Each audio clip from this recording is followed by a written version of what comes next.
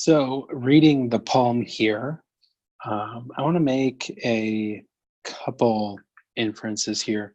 One is I see just in the way you hold your poem, it's not necessarily kind of extended flat. There's definitely a little bit of a cup here, which tells me that you're shy.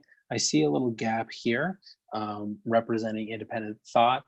And your fingers actually have rounded tips, which tells me that you can be clever yet cautious. And these things together tell me that you're worried about speaking your mind for fear of rejection. You have an independent mind. Truly, your thoughts are your own, as you see here, kind of by the independence. But you're guarded with sharing them with others, as you see by the fingertips, which show that you're clever yet cautious. Your wants in life and your abilities can be hidden because you're either independent enough not to feel the need to share them, or when you want to, you may fear being seen as selfish, kind of due to your conscious nature, due to your shy nature. This can lead to acting out. You may do some things that are rash or be dramatic from time to time to simply get attention from the ones that you love. And although you are independent again here, it may not come naturally to you. You may often feel reliant on other people, but I can see that there's no need for you to feel that way. And the fact that you're cautious and shy has been a source of frustration. I think it frustrates you that you could be out of balance with knowing with certainty what you want in your relationships and your ability to express it. Let's see here, go back.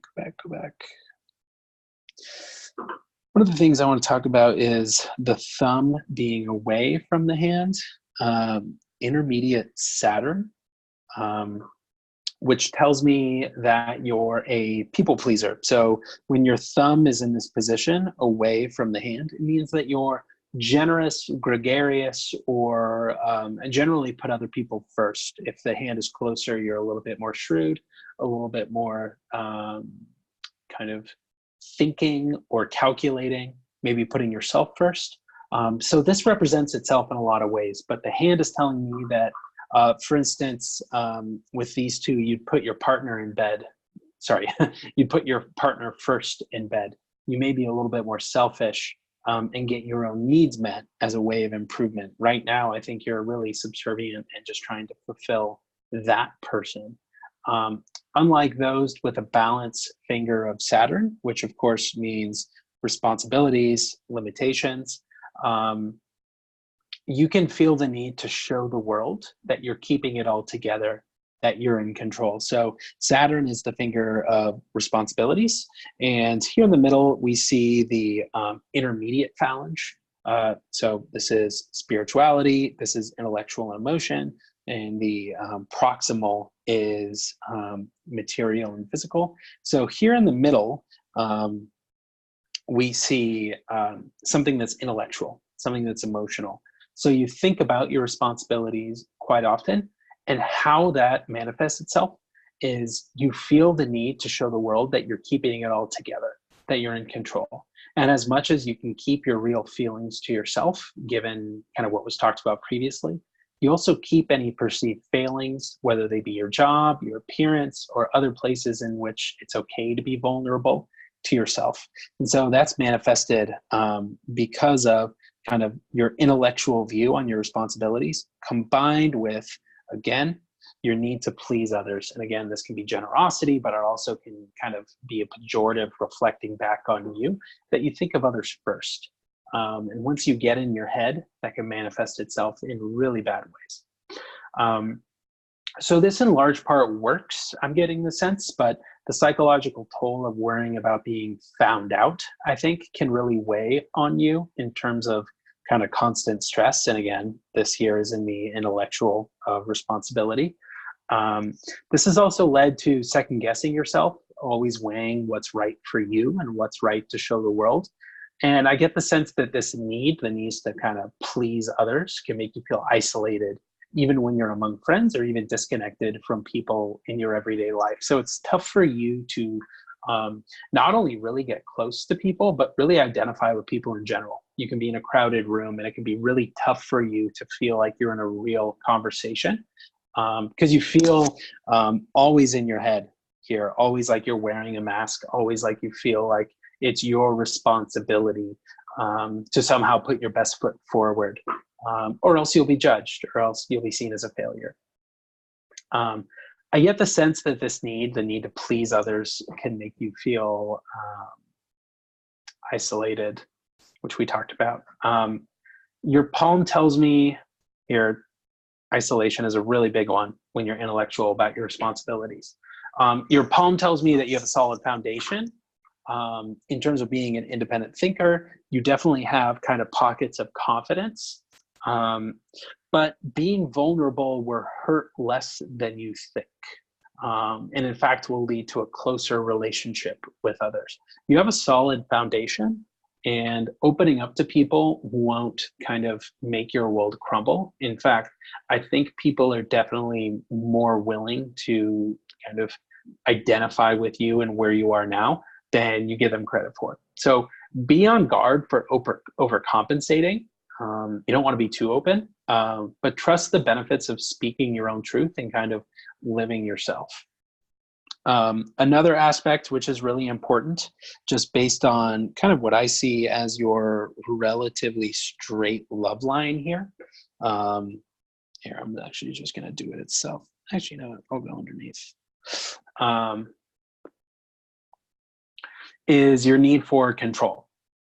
You often worry about what you have in life being taken from you, and it's led to some paralysis.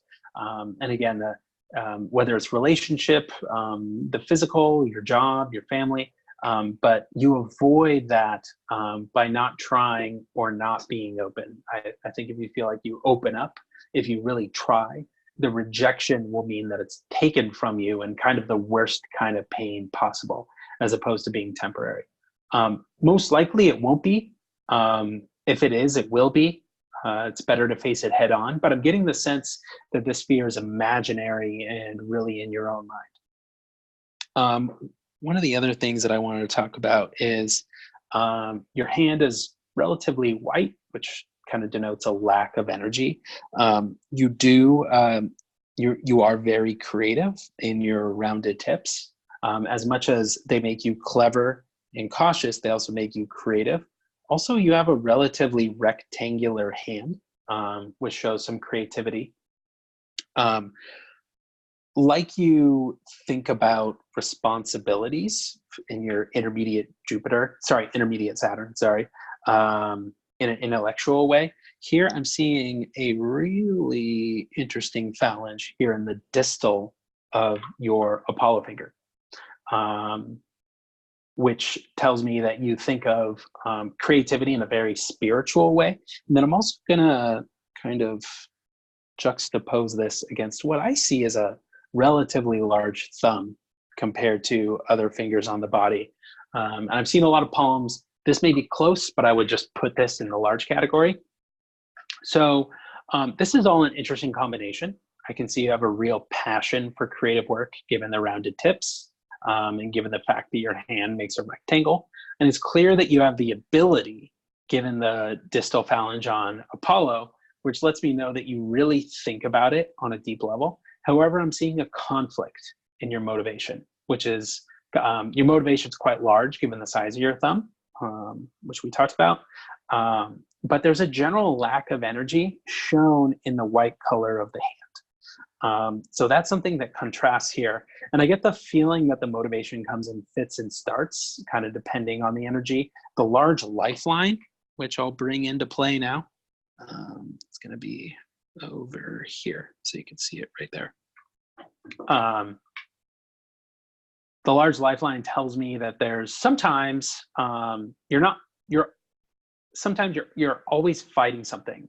Sorry, sometimes you're not always. Sometimes you're fighting something like getting off the couch, getting yourself to write, paint, practice, or whatever creative aspect you're passionate about.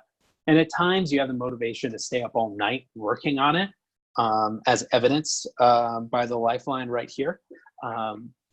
While most of the time you're relatively blasé about it. And I'm picking up that the lack of energy here in the whiteness of the hand is simply because it hasn't really gone anywhere in the past. So this is getting back to the spirituality aspect right here. I'm just going to draw everywhere on this. And the conflicting energies here tell me that when you align yourself with the creativity, the motivation will be there. This thumb can really get unleashed and manifest itself. Not that you're going to use your thumb for creativity or anything like that, but the capacity for motivation there can really be unleashed. And you have such a passion for this creativity, you just need to be at peace with that. It won't kill you to go after it. This motivation and this spirituality in terms of your creativity, unless you, I'm going to write this, identify,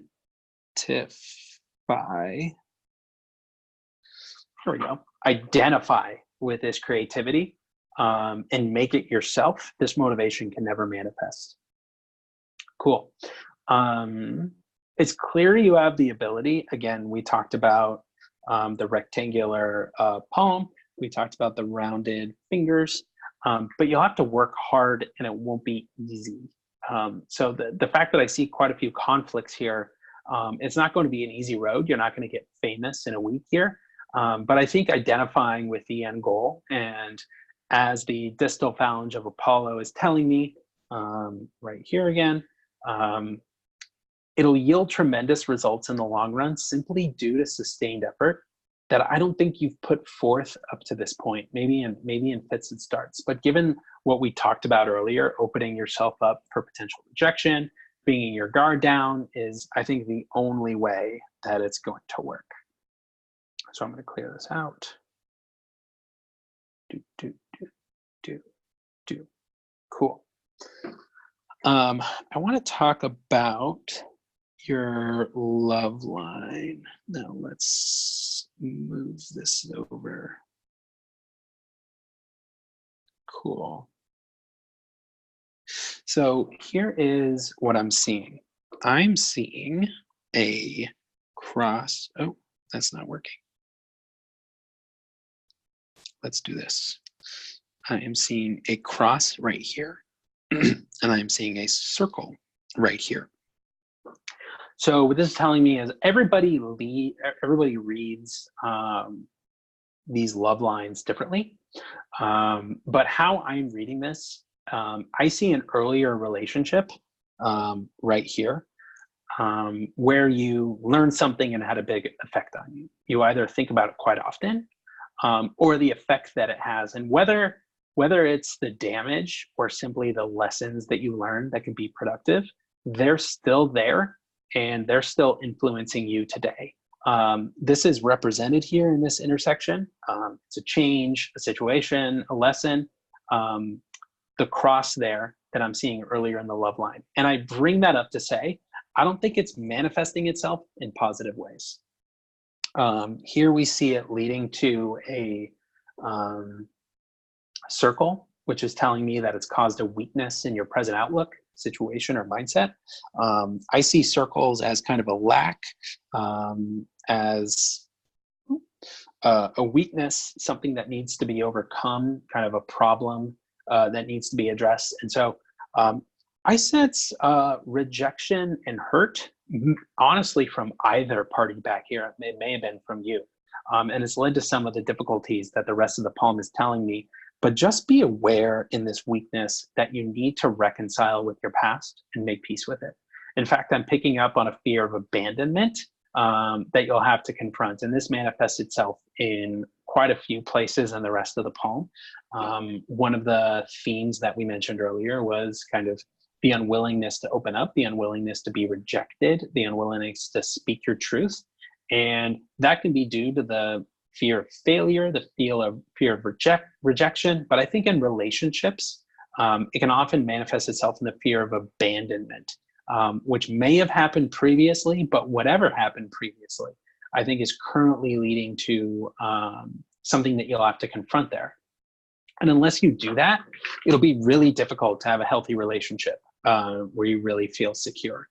And, you know, there's some interesting things with the love line here. For instance, it kind of doesn't end right here. It actually kind of comes up here, but it doesn't really end. someone else can comment on that. I just want to comment on what I see as the most important part, which is going to be the circle here, which is what you have to reconcile. And it's the most important aspect of the reading, which is reconciling with your past. Maybe forgiving but not forgetting will lead to the security you need in yourself and in your relationships and career that will help you be vulnerable, open up, trust others, and be in a position of strength to get what you want. And what can we draw from that? Let's talk about your headline. You have a relatively long headline. Here I'm going to go bracket it right there. And you also have, in my opinion, relatively long fingers. So here, compared to the palm, it's actually down here. And considering that I would put this as willpower and this as logic, I think you have a slight bend towards logic here. So as a final thought, I would say I wanted to stress the importance of simply making decisions.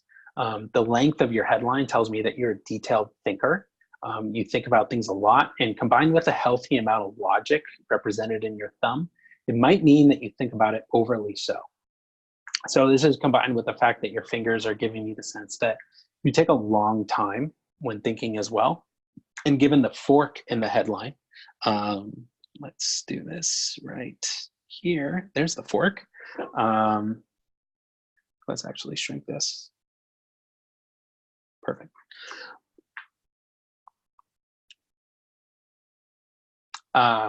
Given the fork, you may not have even made a decision even after all that time. So this is kind of a crushing combination. You're quite detailed. You take a long time.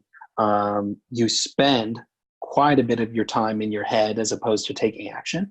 And even then, you have trouble making up your mind after all that, which can be really difficult.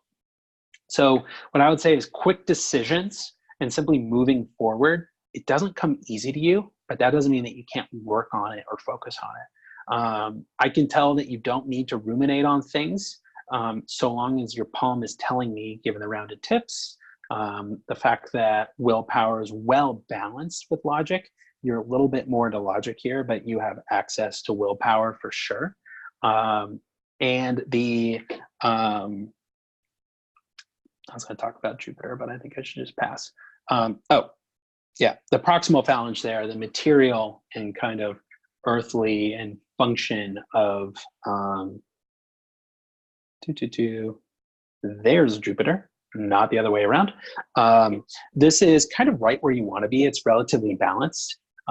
So the fact is you have the willpower, you're relatively well balanced with logic and willpower. And honestly, your ambition is right where it should be in terms of an activity sense, as long as you can kind of get your alignment right.